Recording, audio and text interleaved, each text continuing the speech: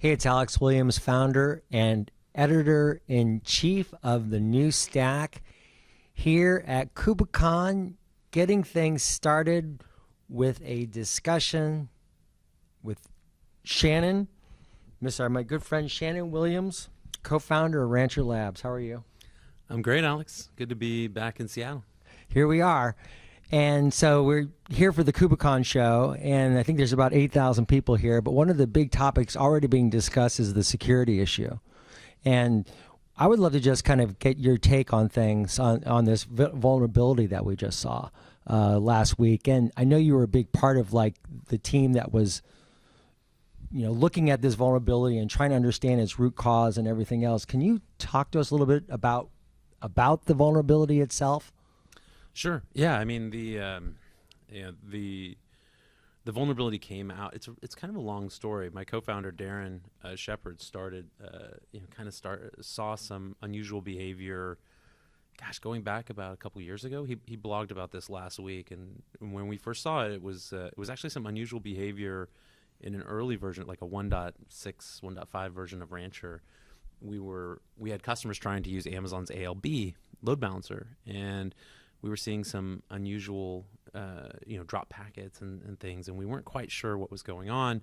And so, we thought it was just down to ALB being brand new and being a bug in ALB, and sort of told people, don't use ALB, use ELB, and all the behavior was normal.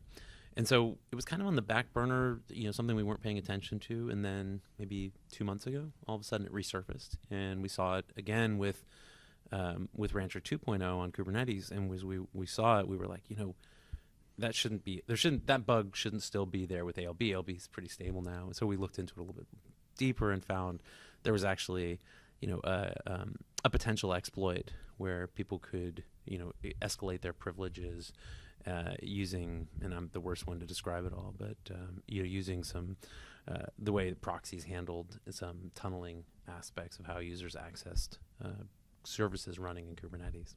It was a pretty low risk vulnerability in the sense of it was very likely that there were other protections in place that would protect you from getting to it. Mm-hmm. But overall, the experience for us was really amazing, working with the rest of the Kubernetes community to identify it, get it pushed out, get patches pushed to everyone.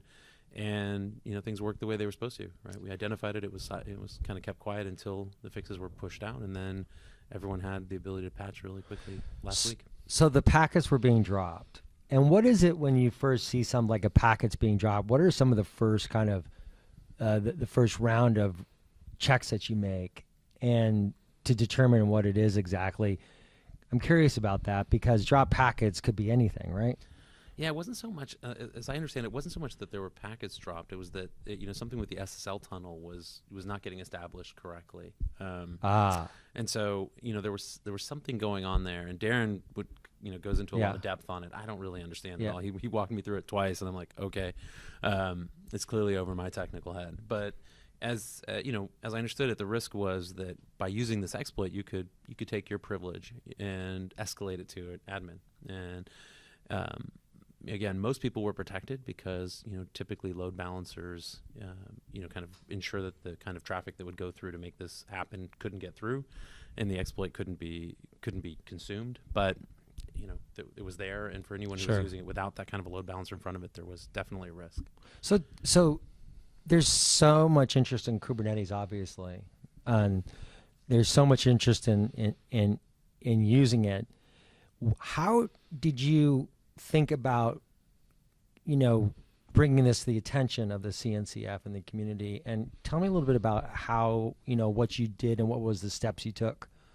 Yeah, I mean, the community has a really well-defined process. So there's a very explicit process for how to notify them of any kind of potential security vulnerability. Once that's notified, like what is it? Like, I'm curious. I'm just very the way I understand it is it's there's an email notification that you put in, and you kind of notify, and it goes to a group of maintainers, and those maintainers are made aware of the issue.